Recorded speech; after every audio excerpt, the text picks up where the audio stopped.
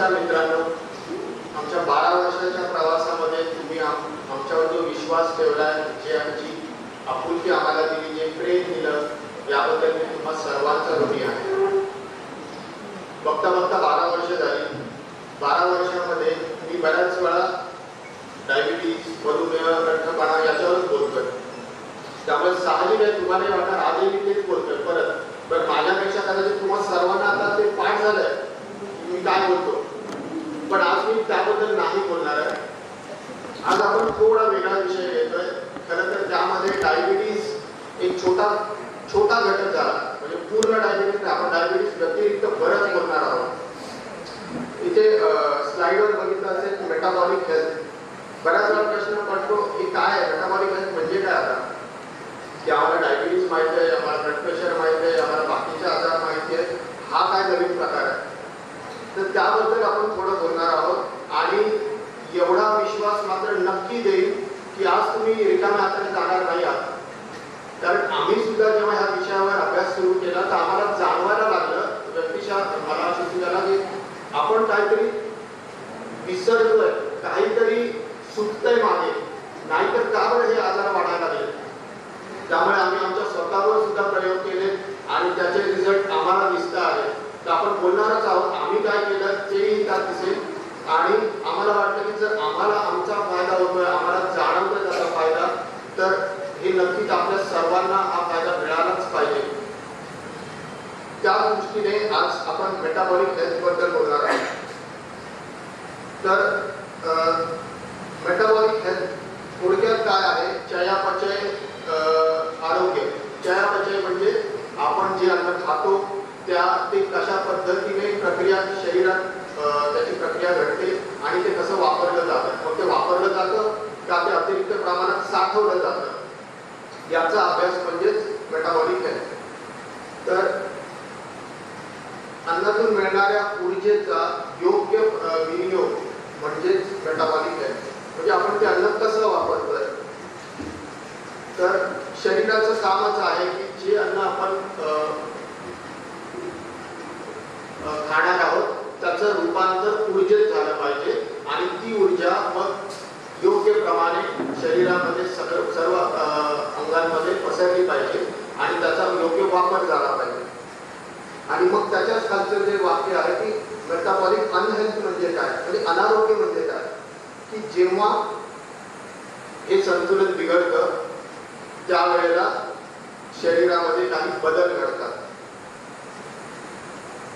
डाव्या बाजूला एक चित्र आहे, फार सायंटिफिक नाही घेतले पण एक अंदाज येण्यासाठी की आपण जेव्हा अन्न खातो तर ते आपल्या शरीरात जातं, आपल्या आतड्यांमध्ये जातं, तिथून ते लिव्हरमध्ये जातं. लिव्हर म्हणजे आपलं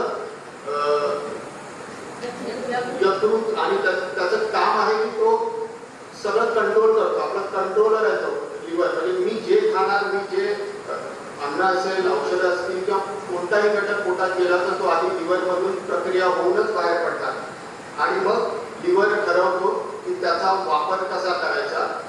आणि मग ते पुढे एकतर वापरलं जातं, नाही जमलं तर ते फॅटच्या रूपात स्टोअर केलं जातं आणि त्याचा वापर मग हृदय, मेंदू यांच्या रोजच्या कामासाठी होतो. हे साध्या शब्दात झालं, हे मेटाबॉलिझम आहे.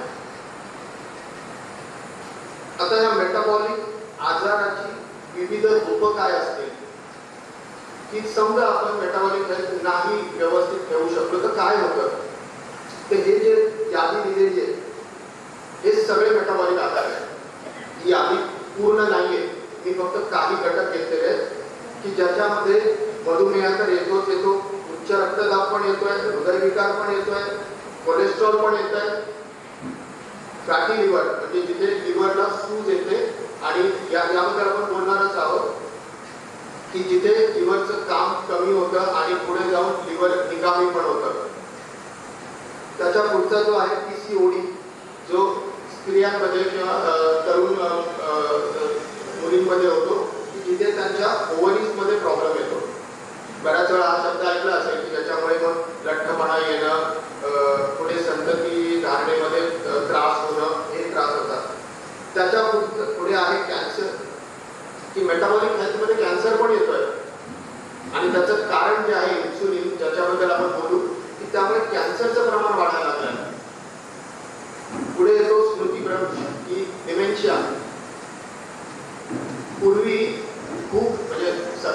पुढे 75च्या पुढे गेल्यावर थोडं लक्षात यायचं की आता मी थोडं विसरायला लागलोय. पण आता याचं पण प्रमाण वाढायला लागलंय कमी वयामध्ये. याचं पण कारण मेटाबॉलिक हेल्थ आहे.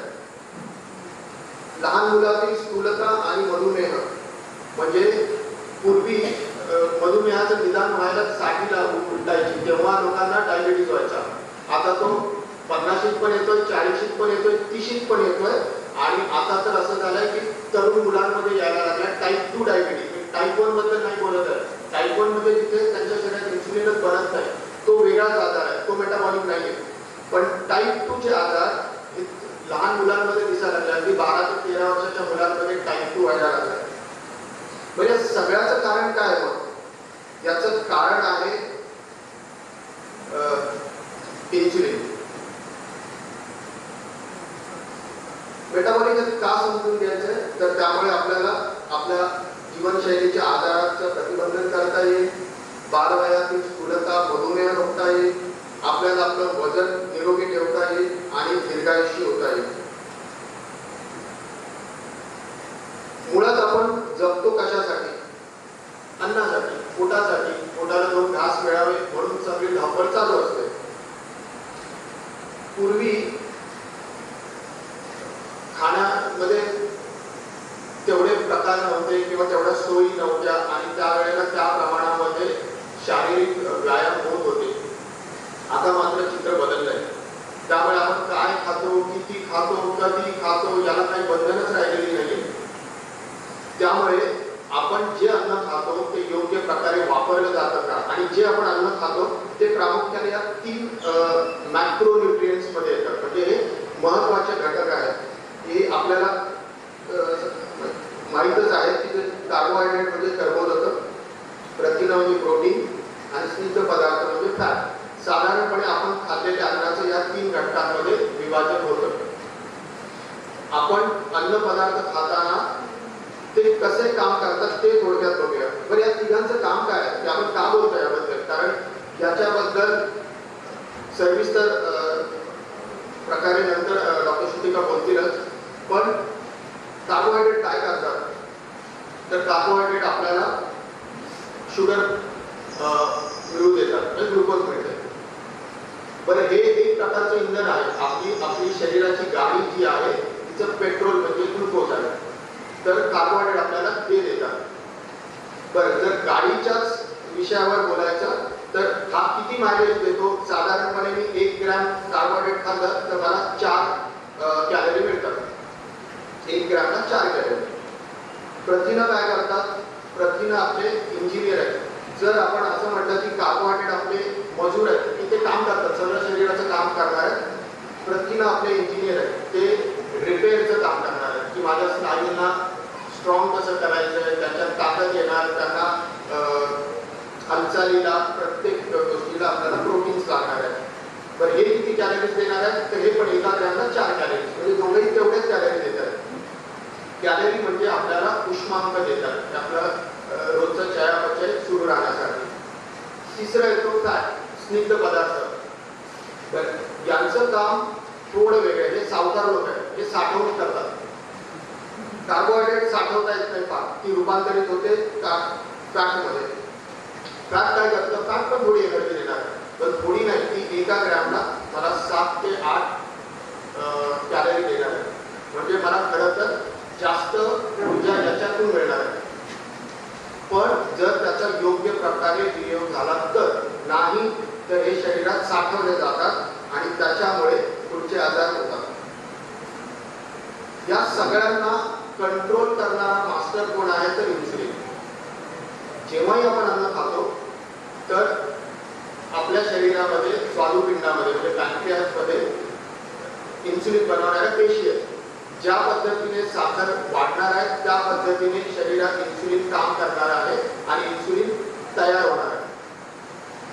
सुरुवातीला असं होतं की जेवढं आपण खातोय, जेवढी शुगर वाढते त्या प्रमाणात म्हणजे योग्य प्रमाणात इन्सुलिन वाढतं. पण जर आपल्या खाण्याच्या सवयीमुळे, खाण्याच्या प्रमाणामुळे किंवा किती वेळा खातो याच्यावर जर कंट्रोल नाही आहे तर अतिरिक्त प्रमाणामध्ये शुगर वाढायला लागते.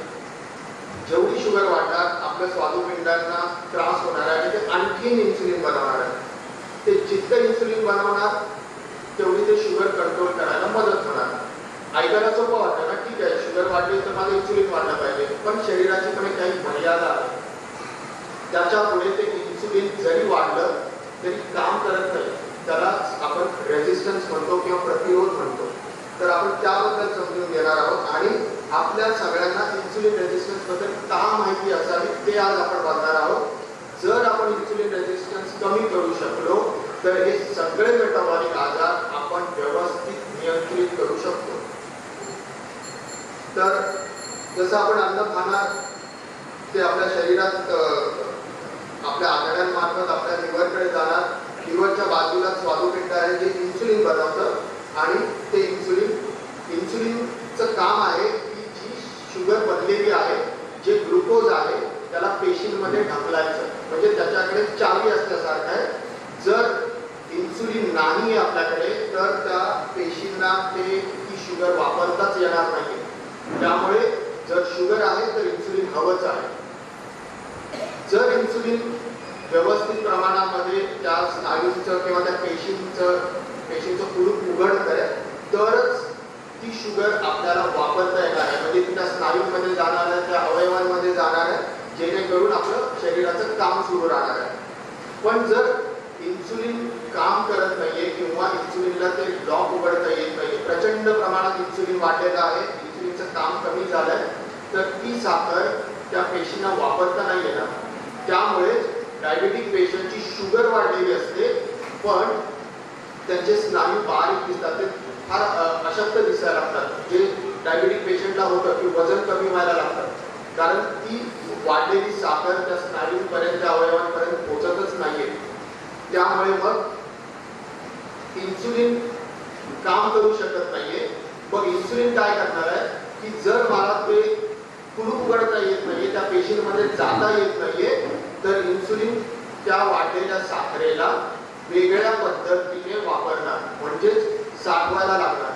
म्हणजे जी साखर मला शरीराच्या रोजच्या हालचालीसाठी कार्यासाठी वापरायची ती न मिळाल्याने माझ्या शरीरातलं फॅट वाढणार आहे, चरबी वाढणार आहे, कारण ती स्टोअर केली जाते, जी वापरात येणार नाही आता लगेच. तर त्यामुळे त्याचं रूपांतर चरबीत होतं आणि चरबी वाढायला लागली शरीरातली की मग थकवा यायला लागतो. बऱ्याच वेळा पेशंट सांगतात की मला ना जेवल्यानंतर प्रचंड थकवा येतो, मला थोडी झोप येते. आता जेवल्यानंतर सगळ्यांना झोप येते, तो आजार नाहीये, पण सततचा थकवा. डॉक्टरकडे गेलं तर रिपोर्ट केले तर नॉर्मल आहे, तसा काही नाहीये, पण सततचा थकवा हे एक इन्सुलिन रेझिस्टन्सचं लक्षण असू शकतं.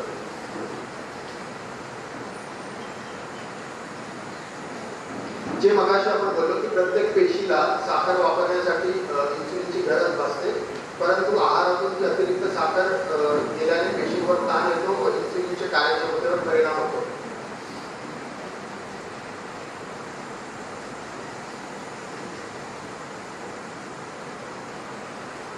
हे मला छान चित्र नाही मिळालं, पण थोडक्यात की जेव्हा शरीराचा चरबीचा थर वाढायला लागतो तर साहजिक आहे पोट वाढायला लागतं आणि वाढलेला पोट किंवा वाढलेली चरबी नंतर ती लिव्हरमध्ये पण आपल्या जमा होते, त्याला फॅटी लिव्हर म्हणतात.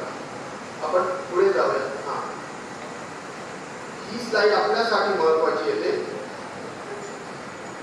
कारण मी जे बोलणार आहे की मेटाबॉलिक हेल्थ मध्ये जेव्हा बदल व्हायला लागतो, बऱ्याच वेळा आपल्या सगळ्या तपासण्या नॉर्मल असतात.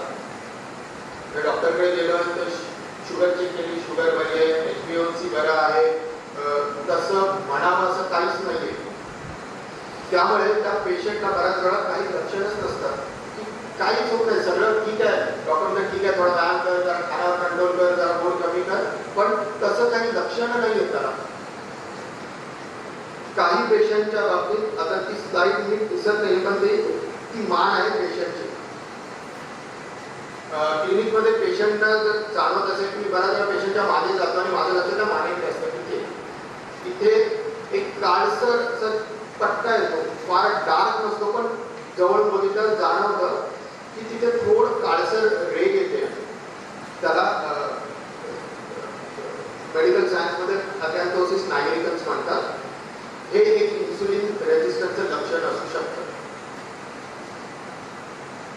मगाशी जसं म्हणालो की पोटाचा घेर वाढणं, सतत थकवा वाढणं, एकाग्रता ढळणं ही इन्सुलिन रेजिस्टन्सची लक्षणं असू शकतात.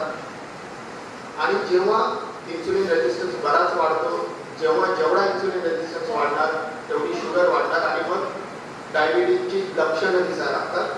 तोपर्यंत म्हणजे वारंवार लघवीला होणं, वजन कमी होत आहे, सततची भूक लागते आहे, थकवा खूपच जागा लागला आहे, ही झाली लक्षणं.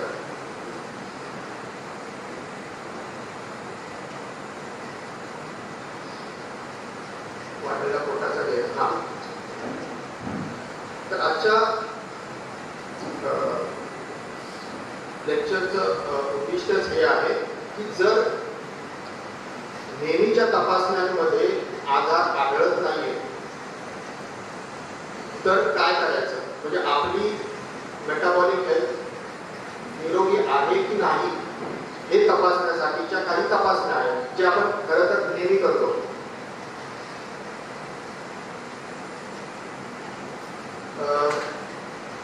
आपल्या भारतीय मध्ये आपण पाश्चिमात्य लोकांसारखे काय सुदृढ नाही आहोत. सुदृढ म्हणजे ते लोक असे 6 फुटी असतील, 125-150 किलोचे असतील, धिप्पाड असतात. आपण भारतीय त्या मानाने थोडे बारीक असतो. म्हणजे त्यांच्या समोर उभं राहिल्यावर आपल्याला जाणवतं की मी भारतीय आपण फार बारीक आहोत. पण आपण त्याला टोपी म्हणतात. म्हणजे थिन आउटसाइड, म्हणजे बाहेरून बारीक आहोत पण फॅट इनसाइड, की आतून आपण लठ्ठ आहोत. त्याचा अर्थच काय की दिसायला जरी आपण बारीक असतो तरी पण आपल्यामध्ये हे मेटाबॉलिक प्रॉब्लेम येऊ शकतात. आणि त्याच्याच या काही तपासण्या आहेत की ज्या आपल्याला मदत करणार आहेत. तर आपण साध्या ज्या तपासण्या आहेत त्यामध्ये आपण काय करतो, वजन आपण चेक करू शकतो की माझं वजन तर वाढलेलं नाही ना. दुसरा आहे तो ब्लड प्रेशर. आता डायबिटीजचा किंवा याचा आणि ब्लड प्रेशरचा काय संबंध, तर जर आपण इन्सुलिन, जसं मी म्हटलं मगाशी की इन्सुलिन आपल्याला मदत करतो त्या साखरेला पेशीच्या आत प्रवेश मिळवून द्यायला. पण जर तो देत नाहीये तर फॅट शरीराचं वाढायला लागतं. पण इन्सुलिन आपल्या रक्तवाहिन्यांना पण त्रास द्यायला लागतो आणि त्यामुळे ब्लड प्रेशर वाढायला लागतं, पोटाचा घेर वाढायला लागतो. आता साधारणपणे पुरुषांमध्ये आपलं पोटाचा घेर म्हणजे आपल्या जर सगळ्यात कमी बेंबीच्या जवळचा जो सगळ्यात नॅरो पार्ट आहे ती कंबर म्हणजे पॅन्ट आपण घालतो. तर साधारणपणे पुरुषांमध्ये 90 सेंटीमीटर पेक्षा आपली कंबर कमी असावी, म्हणजे 36 पेक्षा कमी. स्त्रियांमध्ये मात्र ती 80 सेंटीमीटर पेक्षा कमी असावी. हा नॉर्मल पोटाचा घेर आहे. आपण सगळेच जर शुगर चेक करतो, उपाशी पोटी किती असली पाहिजे, खाऊन किती असली पाहिजे. उपाशी पोटीची शुगर आपली 100च्या आत असावी आणि जेवून 140 पेक्षा कमी असावी. हे झालं ज्याला शुगर नाही आहे. ज्याला डायबिटीज आहे आम्ही म्हणतो की कमीत कमी 200च्या आत तरी ठेवा. हे आपल्या सगळ्यांना माहित आहे की हे तर कोणी सांगू शकतं की माझं रक्त तपासलं त्यात शुगर वाढलेली दिसते हो मला डायबिटीज आहे. बऱ्याच लोकांची शुगर सुरुवातीला नॉर्मलच असते आणि आता जे बोलतोय ते त्याच्यासाठी आहे. त्याने नाही जर शुगर नॉर्मल आहे तरी पण मी आजारी आहे का तपासण्यासाठी शुगर चेक करू शकतो आपण, त्याच्याने करणार आहे. पुढची तपासणी येते HbA1c. एक 3-1 वर्षापूर्वी म्हणजे आम्ही क्लिनिकच्याच माध्यमातून बऱ्याच पेशंट HbA1c करायला आलो. तोपर्यंत आपल्या इथे एका दुसऱ्या लॅबमध्येच HbA1c होत होतं. आता बहुतांश सगळ्या लॅबमध्ये HbA1c होतं. तर HbA1c म्हणजेच काय, तर आपल्या शरीरातल्या लाल पेशींचं आयुष्य 3 महिने असतं, साधारण 90 दिवस. 3 महिन्यामध्ये त्या फुटतात आणि नवीन पेशी बनतात. तर आपण ती शुगर मोजत असतो की जर ते बघितलं HbA1c म्हणजे त्या हिमोग्लोबिनला जोडलेला तो कण आहे जो आपण मोजत असतो. आणि तो ज्याला शुगर नाही, ज्याला डायबिटीज नाही त्याचा 5.7 पेक्षा कमी असावा.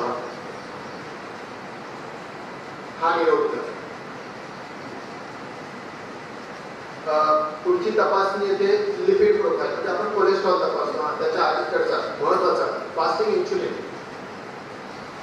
अजून तरी या फास्टिंग इन्सुलिन बद्दल तेवढी सजगता आलेली नाहीये.